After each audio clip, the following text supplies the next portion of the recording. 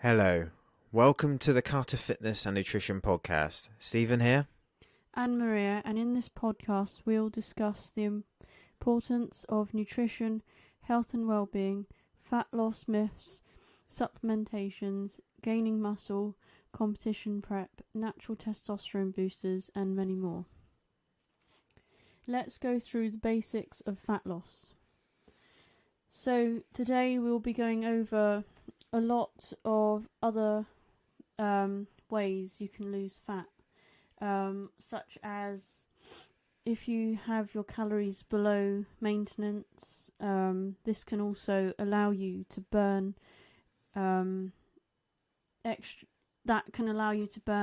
those extra calories and allow you to have more than, consume a bit more than you're actually having. This is also classed as a caloric deficit. Yes, so that's what a caloric deficit is basically decreasing those calories below maintenance. So, to lose fat effectively, so we're going to be going now through how much you roughly burn in a day and the total throughout a week and what that is going to result in. So, to lose fat effectively overall, you need to have a long, consistent plan. So the plan has got to be consistent. It can't just be 1 week, 2 week plan because you're not going to get results that way. You need it long enough. You need it around, I'd say, between 8 to maybe 25 weeks. If you're obese, however, it's going to be longer than that. So around 1 to 2 years. So basically, you need to stay in a caloric deficit on a weekly basis. So to lose 1 pound per week, to lose 1 pound per week, you need to be in a 500 caloric deficit, and that's daily. That 500 caloric deficit throughout the week is going to be equivalent to 3,500 per week. So as long as you are staying in a 500 calorie deficit for 7 days straight, you will basically be in a 3,500 caloric deficit throughout the week. To lose 1.5 to 2 pounds, however, you'll need to be in a 750 to 1,000 calorie deficit per day. That will result in a 5,250 to 7,000 caloric deficit throughout the week.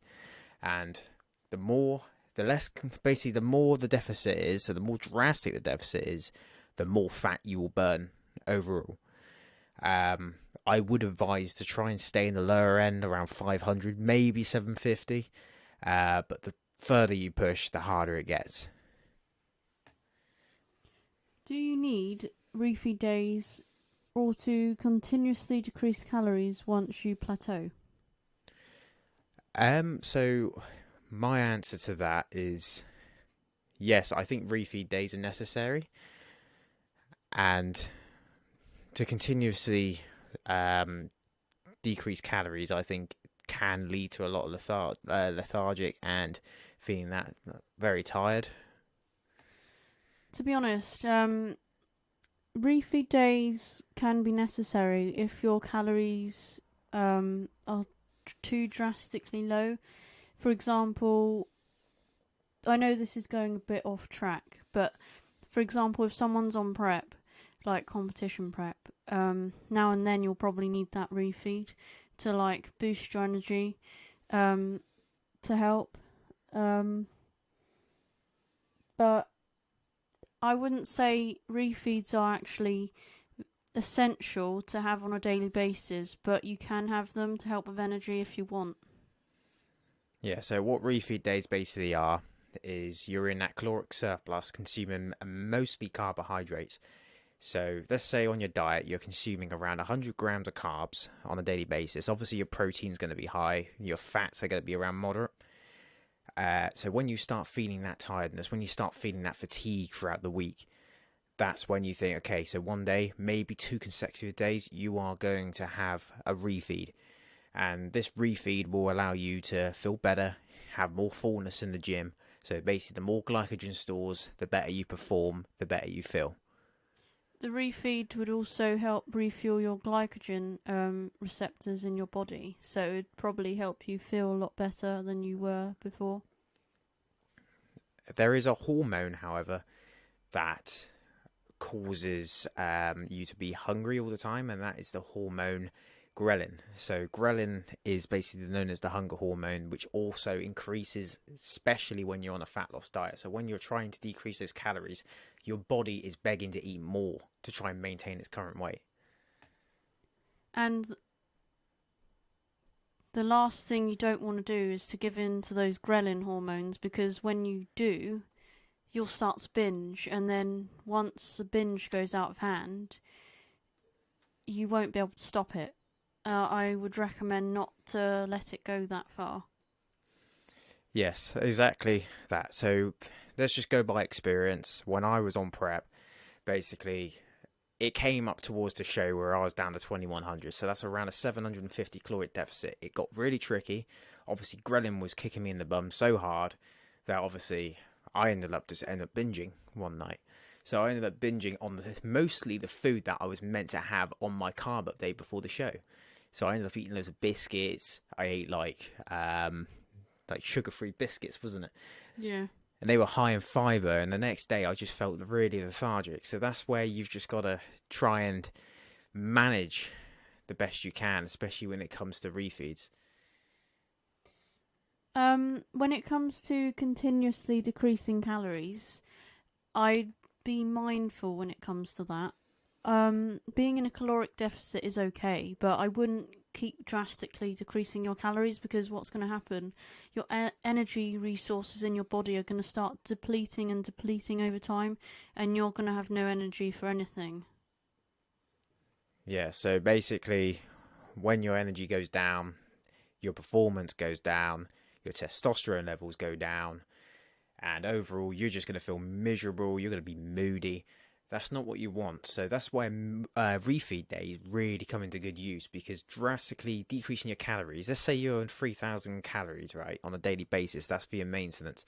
You keep decreasing it all the time by 100 every 2 to 3 weeks. Every time you plateau, it's going to feel worse. That plateau is going to turn into tiredness, going to turn into fatigue. And that's not what you want. What you want to do is have that one day where you feel better. Then those next few days you feel better. Your performance goes up, your tiredness goes down, your energy goes up. Also, what continuously over a long period of time decreasing your calories can also do, not only can it fatigue you, but it can also make you unmotivated to do anything. So it'll probably cause you to stay in bed a lot more because of how fatigued your body is. That's a very good point when it comes to stay in bed. So that will decrease your NEAT, your non-exercise activity thermogenesis, which is basically what you do in a day. So let's say, for example, you like to cook. That is that. You got cleaning. You like taking your kids to school or going to the shop. That is NEAT, not cardio. Cardio is obviously if you're actually aiming to burn calories through, like on a treadmill, or you're going on a jog, you're going on a run. Well, based obviously, if you're aiming for like weight loss, as in like this is what you want to do to burn calories, then yeah. But NEAT is obviously everyday activity, every day where you are like moving about, you're doing your daily chores, and yeah. So when it comes to low calories, that goes down, and then you're just gonna have to eat less and move less, and that's not a good approach. When it comes to NEAT as well, if you're careful and not too drastic with your calories and everything, you can still burn calories whilst you're like sedentary and doing stuff around the house, if you know what I mean. Yeah, so instead of when it comes to dropping calories constantly, there are other ways of doing it. So obviously you've got the refeed. Refeed, obviously a great way, 1 or 2 days, obviously, where you eat more carbs. 500 to 700 calories over your maintenance is your best. If you go too high, you start holding water and you start like kind of stalling that fat loss for a few days. So what another approach is, what I find quite useful, is maintaining for a week. So you go back to a maintenance for 1 whole week.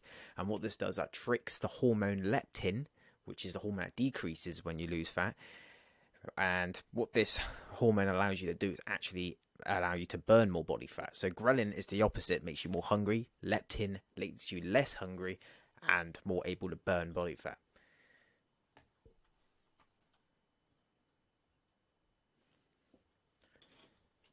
now we will discuss about the side effects of decreasing calories. So the side effects of decreasing calories too drastically is obviously, like we mentioned before, ghrelin, which is the hormone that is released when you are extremely hungry, obviously when you're on a diet. It can also cause tiredness, it can make you feel really lethargic, and you can get severe mood swings. They are not what you really want. What you want to have the feeling of is feeling good all the time. You want to feel that energy. You want to feel the good pump. Low carbs, low calories means less pump, less performance in the gym. And that's just, yeah, it's a big no-no when it comes to dieting down. Dieting down is not all about feeling tired. It's about feeling good about yourself, liking your results, allowing that dopamine to increase when you see your body fat going down. That's what you want, not the decrease in everything. Increase in estrogen, decrease testosterone. That's just not what your aim is.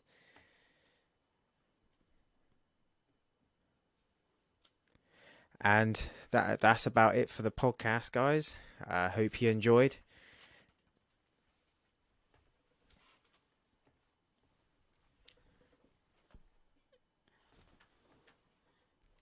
If you need help with diet plans, fitness advice, please let us know and we'll be more than happy to help.